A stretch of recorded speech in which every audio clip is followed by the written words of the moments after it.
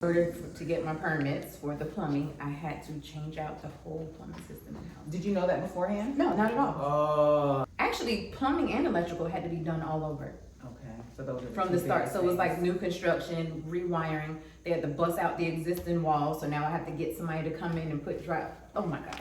Just thinking about it again. It's all coming back to me.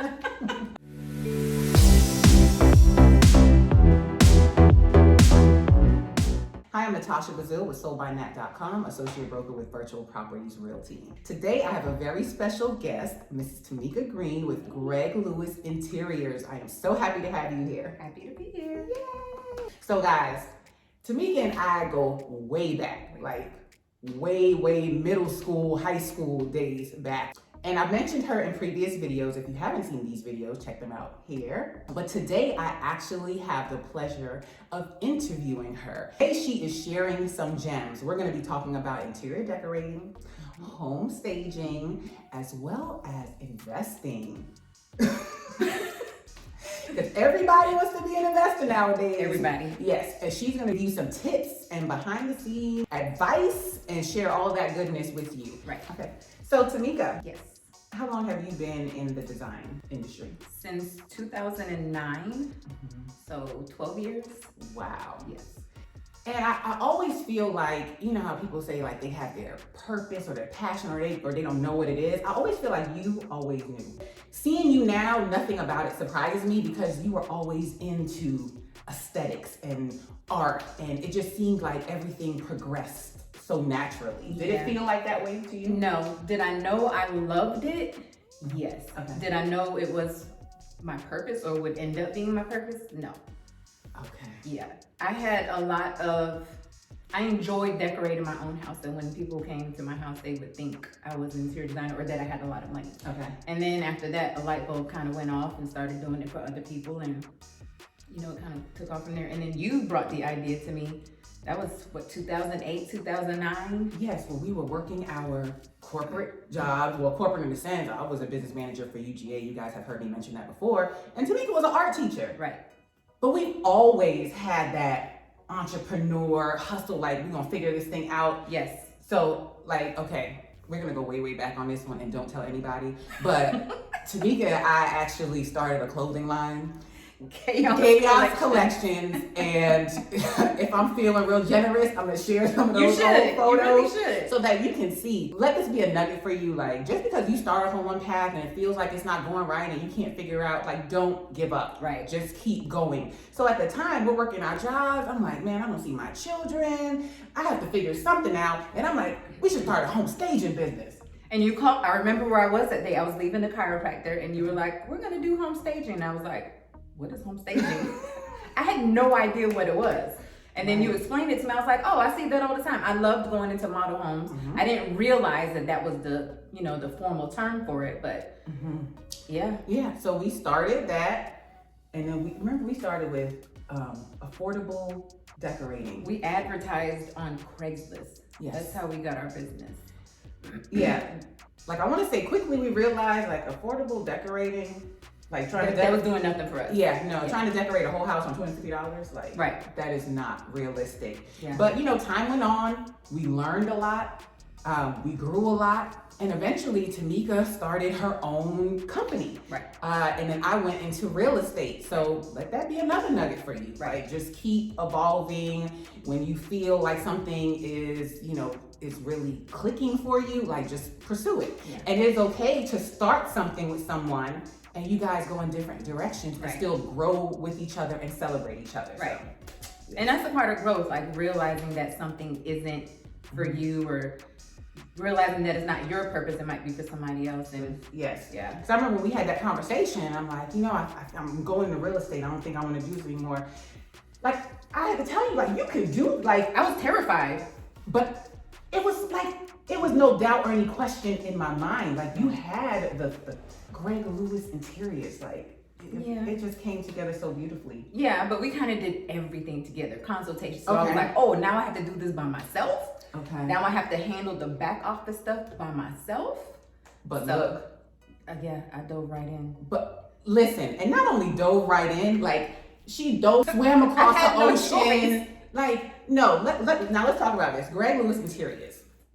Share, who is Gregg Lewis Interiors? What makes you different? What do you do? So under the Gregg Lewis Interiors title, I do home staging, which is, of course, if most of you have gone into a model home, that home is staged. And basically, a stager comes in and decorates a home in a way that's going to appeal to the most potential buyers. They want people to, when builders hire home stagers, they want people to want to live in those homes. So you're decorating it with the intent to entice buyers and help them imagine, living in that space. Right. Okay. How about the interior decorating side? That is, it's basically going residential, commercial. Yes, she's doing commercial, like doctor's offices, $1 million property, like multi-million-dollar properties. Like she is. Yeah, and that happened, the $1 million properties happened shortly after I created Gregg Lewis Interiors in 2014. Like, I think I did it we split, we parted ways and you went on to do your real estate. But that had to be July, and I got the call from that builder who builds $1 million homes in Buckhead, September, maybe. So, and then after that, it was like house after house with her. Okay, wait, go back because she didn't mention it because she's modest. What's your position? So when I first got hired, I actually got hired because I loved looking at model homes so much. I was on my way to go get an oil change, saw a new community across from where I lived coming up. I went in to go take pictures. And the sales manager happened to be on site that day. So we struck a conversation. It turned out that her son went to school with my daughter. She told me she was building a house around the corner. Once I told her I was an interior designer, she asked me to follow her to her house and give her some ideas for her bathroom. I just happened to have my iPad that day. Since I was gonna go get an oil change, I figured I would do some work or, look through some pictures while I was waiting. And immediately when I walked into her bathroom, I was like, I know exactly what you should do. Went to my inspiration folder, showed it to her. She was like, yes. And she was like, are you looking for a job? And I was like, I'm a teacher. I don't have time for another job. And I'm a single mom. But she was like, it'll be part-time. You can make good money. You can set your own hours.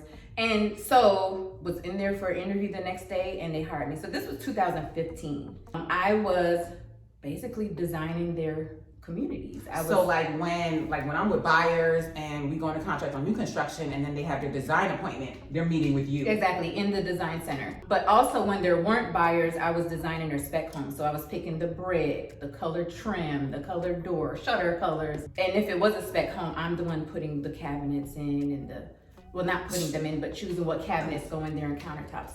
So that's a gem there because I mentioned before, when you have new construction, you have your spec homes and then you have, you building from scratch, you picking everything out. So how did those spec homes get there? The designer picked everything out that was gonna go in the homes. Yeah. Okay. So I was an independent contractor with them, and then they decided that they wanted someone to be in the design center full time. They let me go from that position, but kept me on as their model home. I staged their model home. Okay. So you were still working a full-time job? Yeah, at the time that I started working for them, I was still a teacher. I was still trying to run Gregg Lewis Interiors and then doing that on the side. By the time they let me go, I had already resigned from teaching and was doing the interior design full time. I remember that whole period, like stepping out on a whole lot of faith. Man, there are so many gems and nuggets. Like, did you guys hear her say, like, she was getting an oil change and decided to stop in a model home? And that is why, and you're the first person that told me this, what God has for you is for you. Like, the way everything, like, fell in line, I'm just like, I don't take that, you're right. I don't take that moment lightly. Like, I know I was supposed to be there at that time. At the time, they had, like, 12 communities. The sales manager was on that site that day at that moment. Like, and it changed my life. I was able to resign from teaching and do that full time. And then, in the meantime, Gregg Lewis Interiors was picking up and it worked out perfectly. So let's talk about interior decorating. We'll start there. So someone closes on their home, and I've had clients like this and they're like, listen, I don't know anything about anything. Where do I shop? What needs to go in this room? Yeah. They contact you. What happens? So I would meet with them for a consultation, an in-home consultation.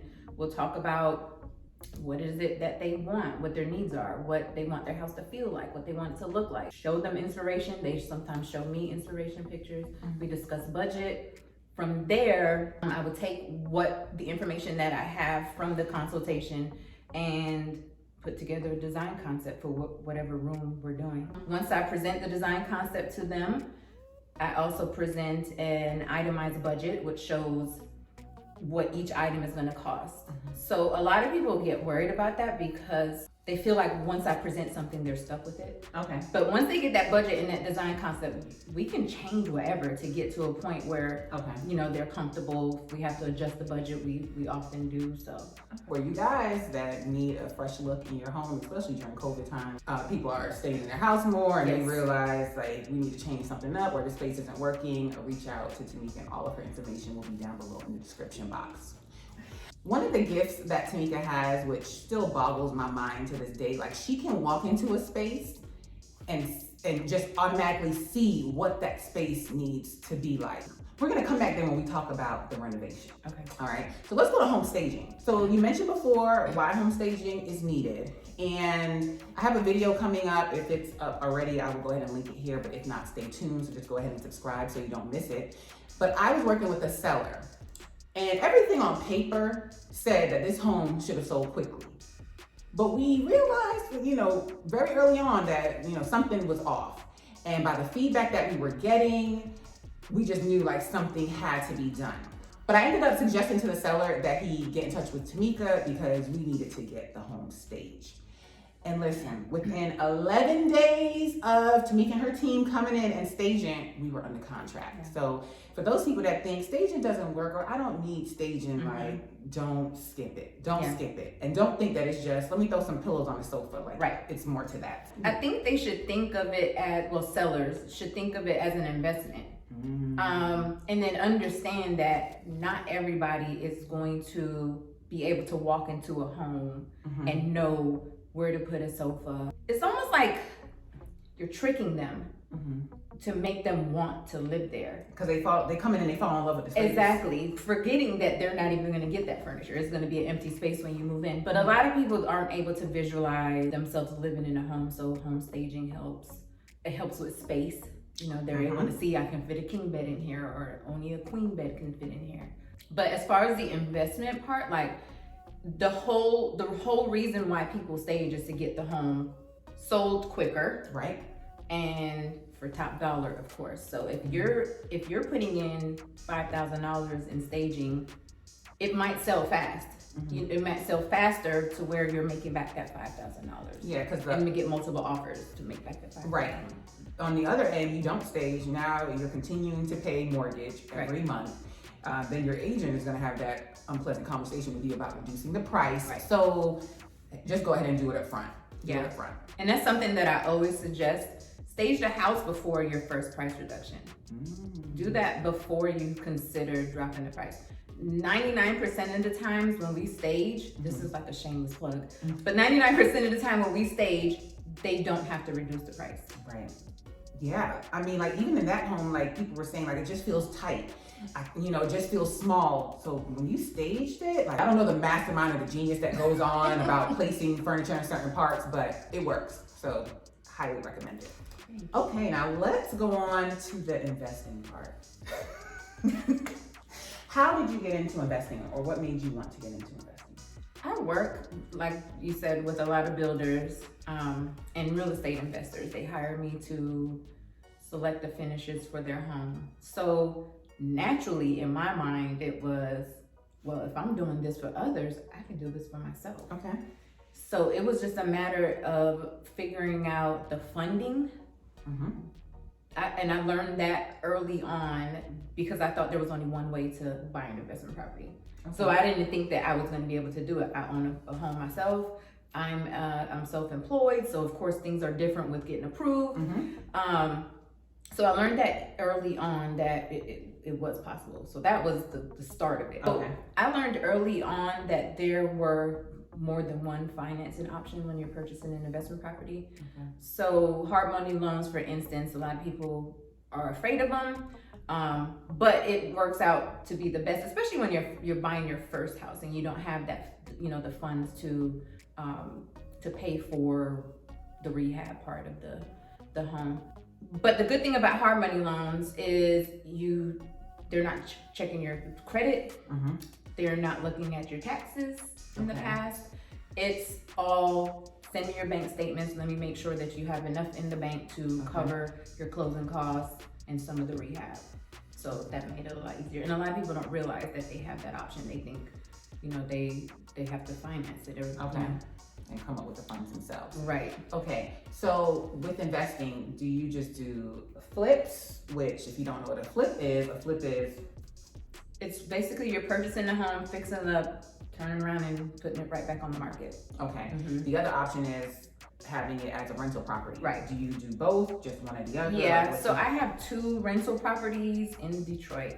When I purchased them, they were, they already had tenants. They were already occupied. So it made it easier for me. I didn't have to do any fixing up. So those are just ongoing income coming in every month.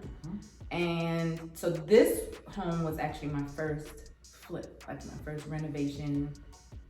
Buy it, fix it up, sell it. Okay. And it was quite the experience. Okay, but you mentioned you have your first 2 were in Detroit. Like you bought in a place where you don't live. Like, what made you want to do that? I have cousins that do investing in Detroit. Okay. And they own maybe 8 of the units each. It's a condominium community. Okay. They own a bunch of the units. So, I knew that they would be there managing it and handling. They're on the HOA board. So it was kind of like a no-brainer. Okay, so you started there. So you decided, yes, I'm about to have my first flip in Atlanta.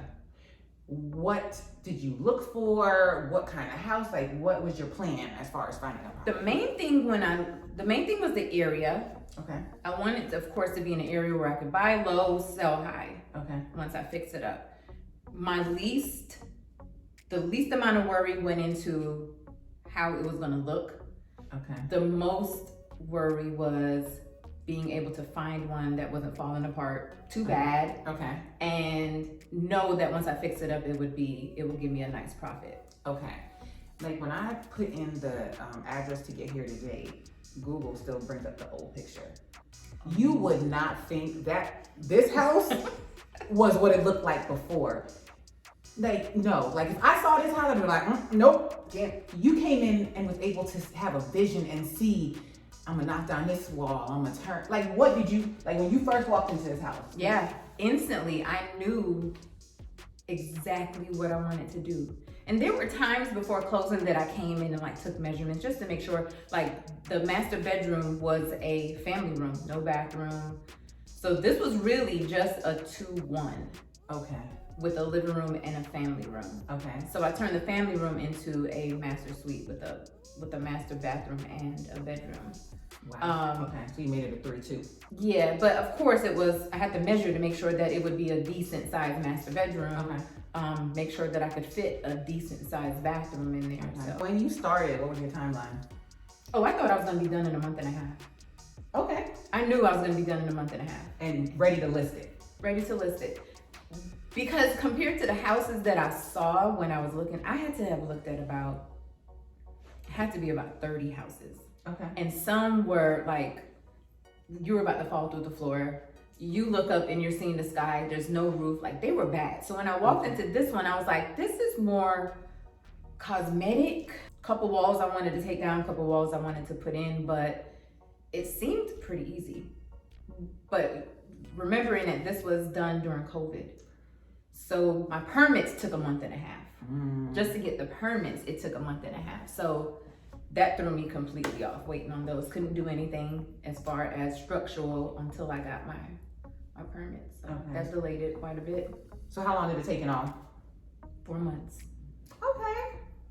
I say okay, but it didn't feel like okay while you were waiting. That was 4 months too long. Like it just, it was just 4 months too long. All right, so timeline didn't go as expected. How about your team? Like, did you have a team where you were coming in because you look on HGTV and these shows make it look so easy. Just like with realtors finding a house, show them 3, they pick 1. Okay. Right. So on TV, they show they come in with their team, they fix it up, and Yeah. it's sold, and they make all this profit. Yeah. Is it like that? No. No. And I think that was the rudest awakening for me. Okay.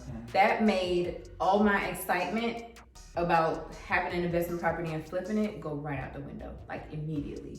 And I have contractors that I use for my clients' houses, but I don't know if it was the bigger projects that didn't, or having so many of them in one place working on different, I don't know what it was, but it was a nightmare dealing with the contractors. Like, it has made me second guess whether I want to do this again or not. And I keep encouraging her because Yes, you do. she has the temperament for it. She has the design, like it just makes sense. I just feel like the bigger part is getting a team together. But yeah, like I know just calling one contractor out can be challenging. Yeah. So I can imagine how it is dealing with multiple and it was everyday contractors that I used in the past, new contractors. There was a lot of hiring and a lot of firing. Oh, gosh. Okay. And then I think a lot of it too was because I'm a woman. I don't know, but I think, you know, they're gonna try to get over on you. They're working on their own timeline. They don't care about that you're paying interest every month on your loan, and you know, so I had to get with them a couple times. And get with them she did. What unexpected things happened? So many. The one I remember off the top of my head was there was a storm that hit. I forget what month that was, October or November. Okay. And I pulled up, and my general contractor was just looking at me, shaking his head like you're gonna be so mad. A tree fell in the backyard, and thankfully it fell away from the house. Thank goodness. Yes. But and then because there's a lot of trees back there, it fell, and the top of another tree was kind of holding it, because it could have went into the neighbor's yard. During the storm last week or the week before, I had a tree in the backyard of my investment property fall over. One of the other trees caught it, so now they are here today taking the tree down. Never seen this done before, so like a show going on. So unexpected expense, I had to call somebody to come out here and remove it. So that was a couple $1,000 that I had to pay. Plumbing, because the house was built in 1940, the plumbing that it had, I think it was like cast iron, or they don't use that anymore.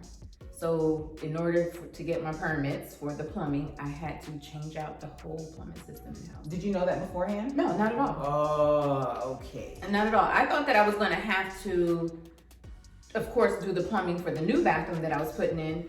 With the existing bathroom, and this is my designer eye, the toilet was off center and a little bit closer to the Tub? to the vanity. Okay. So I paid to have him move it in the space correctly. I thought that was gonna be my biggest plumbing bill. So, surprise, surprise, I ended up paying to have the whole, actually plumbing and electrical had to be done all over. Okay, so those are From the start. So it was like new construction, rewiring. They had to bust out the existing wall. So now I have to get somebody to come in and put oh my God. Just thinking about it again. It's all coming back to me. But look at the finished product. And if you guys have seen this video, like, you will see the inside of this home. Like, the feedback, everybody falls in love with it. Like, I can't tell you how many calls that I've gotten, and they're like, I'm calling about Alvarado Terrace. I'm like, yes. And they're asking about the designer. Like, sir, I need you to buy the house, sir. But okay, yes, here's her information. She can decorate your house. But yes, you did an amazing Thank you. job with it. Like, did you already have, like, I'm sure you already knew what you wanted to go in here, right? Oh, I think before I even, it might have been before I started even looking at houses, I knew like this feature wall, I knew I wanted to, and I tried to have builders. I have a builder that builds $1 million homes. I tried to get her to do this so many times. And she won't do it. She wouldn't do it. She probably will now. Yeah, she sees that it works. Yeah, but all those, it was almost like purging all my creativity. Like, I probably put more money in this house than I should have, but if I do another one, I'll tone it down a bit. So But when you do another one? if I do another one, I'll tone it down a bit, but I wanted to get everything out. I wanted the light floors. I knew I wanted a nice backsplash. Like those little things I got out, you know, and kind of purged that. So we'll tone it down the next time. Yeah, speaking of purge, like this is the friend where you go to her house 1 week and then you go back in the next couple weeks, you're like, did you, like the whole house is changed. Like how do you deal with, like, do you always feel like you buy something else and you? Yeah, working on so many houses and seeing so many different, you know, I go into furniture showrooms all the time and see new ideas. It just, of course, it's going to trigger me to want to, you know, update my house as well. So it's like an ongoing thing. It never stops. I haven't had time though to, like, I changed the floors in my house and I still have my stair rails that I had before that doesn't even match. And that's going on like 2 years now. Because you're so busy. Because I'm so busy. But what I was thinking about was, like, people see what happens on the exterior and they're just like, it's so glamorous. And that's what they want to do. Let's talk about the work. Like, I remember when we were doing it and people would say, well, I want to come in and I want to be a part of it and have this good story. And then we get in there, listen, we're moving, we're putting together furniture and they standing around like, you know, like how? Yeah, and that's with investing and with the interior design side. Everybody sees, you know, the end product. They don't see the non-glamorized part that goes into it. The contractors, the budget, going over budget, things that get damaged or, you know, something that comes up unexpectedly. And that's, like I said, with interior design as well, not just the investing part. Like, you know, delays with, you know, materials or furniture. Like, they don't see all that stuff. Having to tell a client, your thing's back ordered until 2021. Like, we got to pick something else, and this one is $2,000 more. Like, there's just so much that goes into it that people don't see. And yes, I do get a lot of calls from, you know, people want to intern or work with me, and then when they're there, it's like, oh, like I really gotta work. I gotta work. I gotta work. Like I just can't take pictures for Instagram. Like that finished product is just 10% of what goes into interior design. Yes. That's just 10% of it. 90% of it is all the stuff behind the scenes that nobody sees. One question I thought of, as the home is being, you know, done, like, are you like at home kicking your feet up? No. Are you like what? So Gregg Lewis Interiors, my design side of my business, took a back seat. Like, I did not have time to tend to clients. You literally have to babysit the contractors. Like, you have to come here? Like, you're watching your materials. And because I chose to purchase my own materials, I was also the one who's returning them, and I'm running to the store. You're keeping a running budget every day of everything. You're hiring, you're firing. Things went wrong pretty much every single day. Oh, like, it got to a point where when I got in the car at home to come over here, I was mad the minute I got in the car. Because I knew it was gonna be something. I knew it was gonna be somebody that messed up something that somebody else did. It was like a spiraling thing. So it's a full-time job. Like, a lot of people feel like, I'm just gonna buy an investment property, I'm gonna send people in, like, they're on their own timeline. They don't care how fast you need to get it done. Some of them are doing multiple projects? What are you gonna say? Somebody half-ass work. Oh, okay. Yeah, trying to get in and out of there and collect their money. So you have to be there to make sure before you pay them that they did what they were supposed to do, that it's gonna pass inspection, that it was, you know, what you guys agreed to on the invoice or on the estimate. So yeah, I can attest to that because in this video, past client, so he bought a home and selling that one, bought another one, and for investment purposes, and then moved to like Maryland and hired contractors to come in while he wasn't there. So he didn't bring me on the front end, like he brought me on the back end, like, okay, they're working on it, I'm getting ready to list. And when I'd go there, I'd be like, well, the electrical is not done. When they told him it was done, or I go there and they're just chilling. Yeah. So yeah, you really need to have a plan about going. And if you can't be there, have a project manager. But of course, like with your first investment property, you can't afford a project manager. So you have to be there, checking on things every single day. If you have somebody working, if the house is locked up and nobody's working, okay, that's your day off. You can't really do that because you're working against time. But if somebody is there working, most of the time you need to be there checking to see what they've done or what they're doing. even still, I so see, like, this is just your first one. I feel like this was the one where you got your learning lessons and got all of that. And trust me, I already see it. Like, you're gonna have multiple investment properties. well, And the your process, vision's always- the process is gonna be smoother, and I just see it. Well, thank you, friend. for having Are there me. any tips for people that want to get into investing? I think the team is most important, Okay. even more so than the financial part. The team is most important. You need, if you're needing to get permits, you're going to need a licensed plumber. You're going to need an architect. You're going to need a licensed electrician. You can't get Bobby from down the street to put your lights in or put your wiring in. Oh. And do not lean on Angie's List to find your contractors. Really? I've learned my lesson. Do not use Angie's List. Sorry, Angie's List, but no. I just don't think I feel like there might be contractors on there writing their own reviews. Just from my experience of hiring from there. So it's best when you're building your team to get referrals from friends, people who have actually used these contractors before, so that you can see their work and then go from there. But the team would definitely be the first. Of course, with investing, make sure you hire an agent that is able to pull comps, because the numbers have to make sense. So with the money that you're going to put in, what you're buying it for, and what you plan on selling it for, that all has to. So you did that on the front end. You had an idea. Okay, Just don't go into it blindly and just pick a property and. No. And in this neighborhood, I had staged 2 houses probably the month before I actually closed or actually found this property. So I saw what they sold it for, and I was able, of course, to see how much they bought the properties for. So I was like, this might be a good area to start in, because I had looked in several different areas, but this area made the most sense.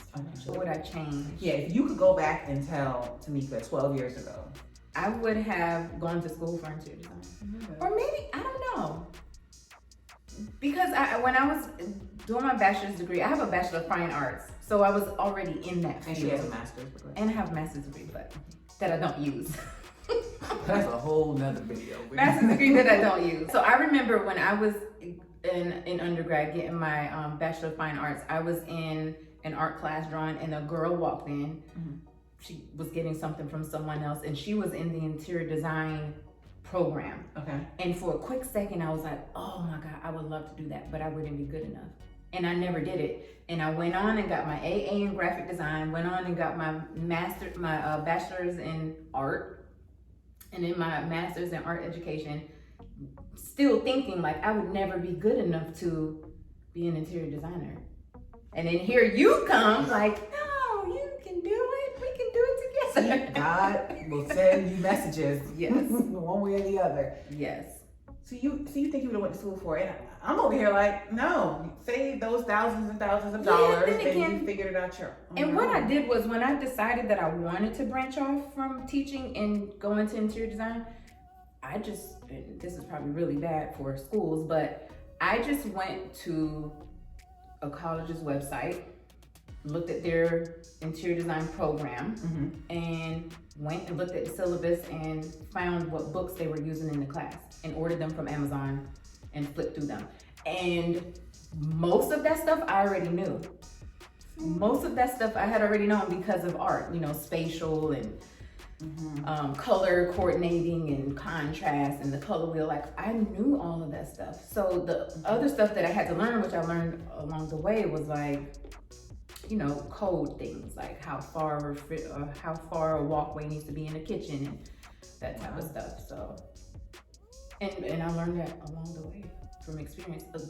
A lot of what I know now was from experience. Like, so maybe school wouldn't have been beneficial. I mean, no knock on school, like if that's what you really want to do, but I feel like, listen, there are different paths to the same point. Yeah, I So just you have. still got there.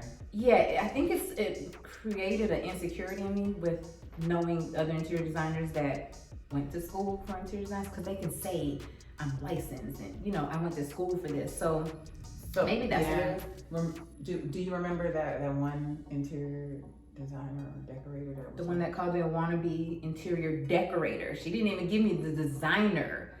Like a decorator is like a step below interior designer. Mm-hmm. But yeah, I was interning, and I took my summers and interned under 2 interior designers that were already in business. Okay. They didn't pay me. I was like, I just want to ride your coattail. I just want to follow you around just to see what goes on, what I may not know, or what I may need to know before I launch my business. Mm-hmm.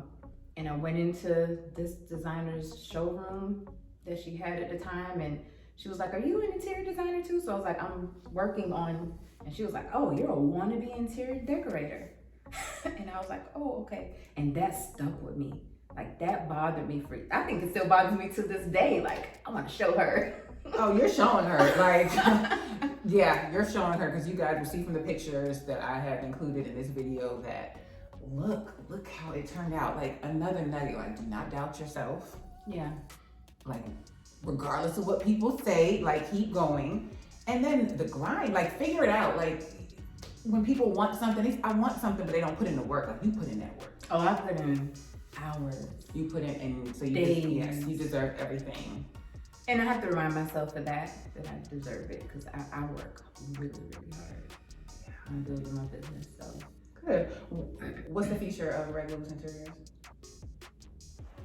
I don't know. Definitely hiring a team, because the workload is becoming too much. Mm-hmm. I am considering,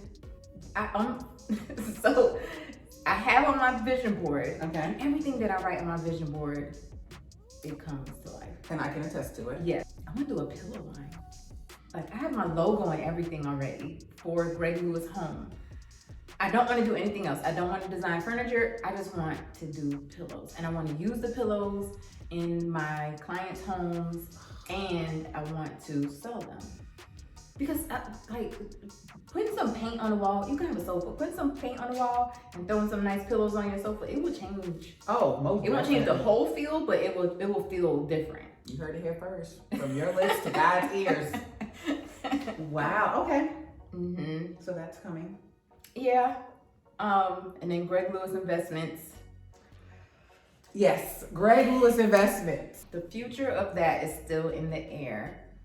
I am considering, now that I've hired an assistant on the Gregg Lewis investment side, I am considering flipping homes for other people. All these people contact me, they want to flip a home, and I'm like, let me handle it for you.